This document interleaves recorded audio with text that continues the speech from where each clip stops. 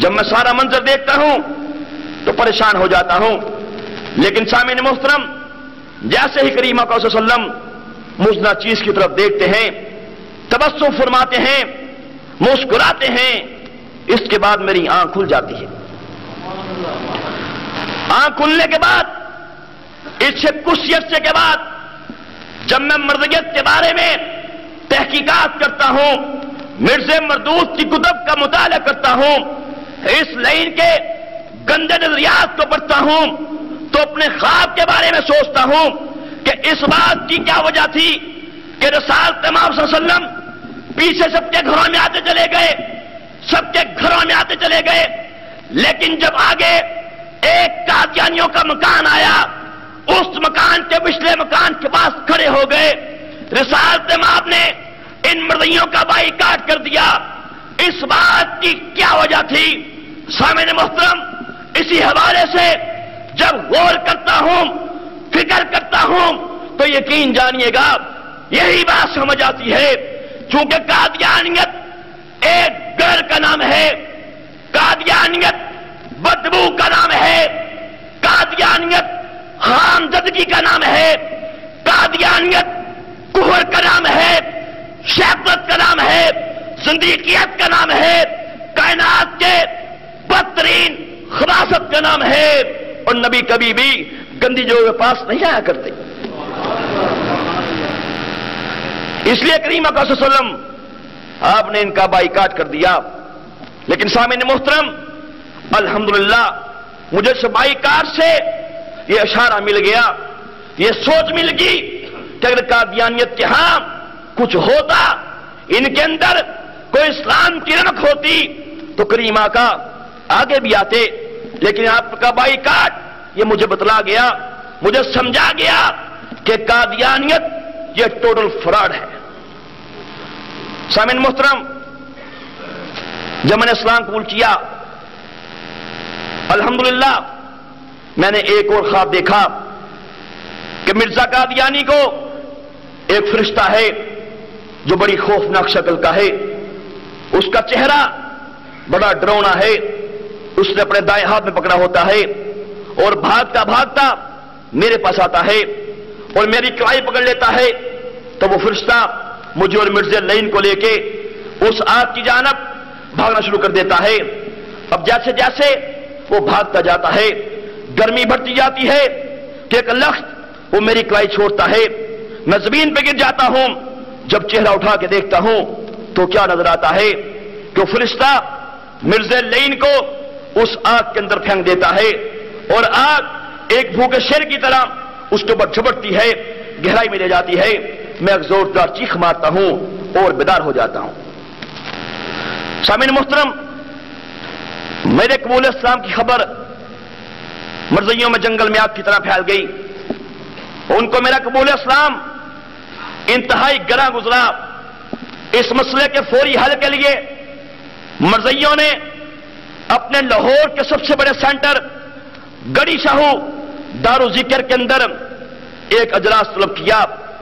اس اجلاس کے اندر بڑے بڑے مرضی پوپ آئے، ان کے بڑے بڑے پادری آئے، ان کے بڑے بڑے مربی آئے اور ان کے سامنے یہ بات رکھی گئی. انہیں کہا گیا کہ نعوذ باللہ اب یہ فلاں شخص جس نے اسلام قبول کر لیا ہے، اب یہ ہمارے بارے میں مسلمانوں کے پاس جائے گا، انہیں بتلائے گا کہ قادیانیت کتنا بڑا فراڈ ہے، قادیانیت کتنی بڑی گندگی ہے، کتنی بڑی خباثت ہے. اس لیے بھلائی اسی میں ہے کہ تم نعوذ باللہ اس کو دوبارہ ہی قادیانی کر لو. اب قادیانیوں نے اپنی خباثتوں کا اظہار کرنا شروع کر دیا. سامعین محترم، میرے باپ نے مجھ سے کہا اگر تم نے مرزائی مذہب کو دوبارہ قبول نہ کیا، اس نے مجھے کہا تمہیں جائیداد سیاہ کر دیا جائے گا، تمہارے اوپر تشدد کے پہاڑ توڑے جائیں گے، ہر طرح کے حربے استعمال کیے جائیں گے. ہماری شرط ہے کہ مرزا قادیانی کو اللہ کا نبی مان لو، اس کی باتوں کو دوبارہ قرآن مان لو، اس کی باتوں کو دوبارہ احادیث مان لو. اس کے ساتھیوں کو اصحاب رسول مان لو، اس کی بیویوں کو امہات المومنین مان لو، لیکن سامعین محترم میں نے بھی اپنے باپ سے کہہ دیا کہ ایک بات تو بھی کان کھول کے سن لے، الحمدللہ میں نے سچائی کی بنیاد پہ مرزا مردود پہ کروڑ لعنتیں بیچتی ہیں، وہ لعین کذاب تھا، مردود تھا، جہنمی تھا۔ اور ایک بات تو بھی سن لے، اگر تو کمینگی میں، اگر تو بے باکی میں، اگر تو جرت میں اس تک پہنچ جائے گا، میرے جسم کے ٹکڑے ٹکڑے کر دے گا، انشاءاللہ ہر ٹکڑے سے آواز ہی آئے گی، تاجدار ختم نبوت زندہ باد۔ الحمدللہ جب میرے باپ نے میرے ٹھوس دادے دیکھے، وہ سائڈ پہ ہو گیا۔ ایک دفعہ کیا ہوا کہ میرا باپ مرزائیوں کے لاہور کے سب سے بڑے مربی، ان کے سب سے بڑے پوپ اس کو بلا کے لے آیا اور اس سے کہنے لگا یہ تمہیں بتلائے گا کہ مرزائی مذہب یہ سچ ہے، یہ حق ہے، اور نعوذ باللہ جو مسلمان جس اسلام کو مانتے ہیں وہ نعوذ باللہ ایک لعنتی اسلام ہے۔ سامعین محترم جو بڑا خبیث میرے سامنے آ کے بیٹھ گیا، میں نے اس سے کہا میں تم سے بات بھی کروں گا، مناظرہ کہو گے وہ بھی کروں گا، لیکن اس سے پہلے تمہیں میرے ایک سوال کا جواب دینا ہوگا۔ اس نے کہا پوچھو کون سا سوال پوچھتے ہو؟ میں نے اس سے کہا تم کبھی تھیٹر دیکھنے گئے ہو؟ تم کبھی تھیٹر دیکھنے یا سینما کے دیکھنے گئے ہو؟ اس نے مجھے کہا یہ تم نے بڑا عجیب سوال کر دیا کہ تھیٹر دیکھنے تو عیاش لوگ جاتے ہیں، تھیٹر دیکھنے تو بدماش لوگ جاتے ہیں، فاسق و فاجر جاتے ہیں، جو شریف انسان نہ ہو وہ جاتے ہیں۔ میں تو ایک عالم ہوں، میں تو ایک مربی ہوں، میں تو ایک مرزائی جماعت کا نمائندہ ہوں، میرا وہاں پہ کیا کام؟ جب میں نے اس سے یہ بات سنی میں جگ سے اٹھا، یہ کتاب میرے ہاتھ میں ہے، ذکر حبیب، یہ کس نے لکھی ہے؟ مفتی محمد صادق جو مرزا مردود کا قریبی ساتھی تھا، اس لائن کو قادیانی صحابی رسول کہتے ہیں، نعوذ باللہ۔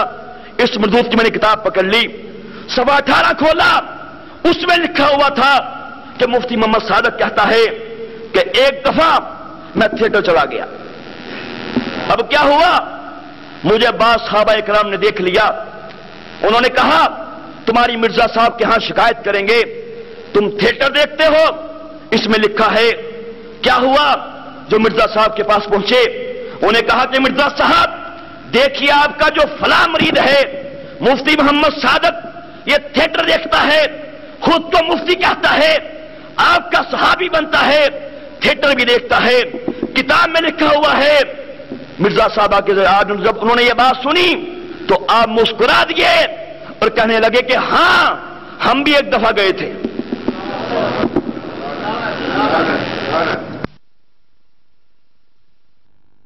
تیرے ہی بقول ایک فاسق و فاجر تھا، تیرے ہی بقول ایک کمینہ تھا، اور تیرے ہی بقول بدبخت صاحب شریف انسان نہ تھا۔ تیری کھوپڑی کے اندر دماغ نام کی کوئی چیز نہیں ہے، اس کی میں دعوت دے رہا ہے۔ جب اس نے میری یہ بات سنی اس کا رنگ زرد ہو گیا، میرے باپ کے پاس آیا اور کہنے لگا یہ کیس بڑا ہی بگڑ چکا ہے اور یہ ناقابل اصلاح ہے، اور یہ کہا اور چیف مربی دم دبا کے بھاگ گیا۔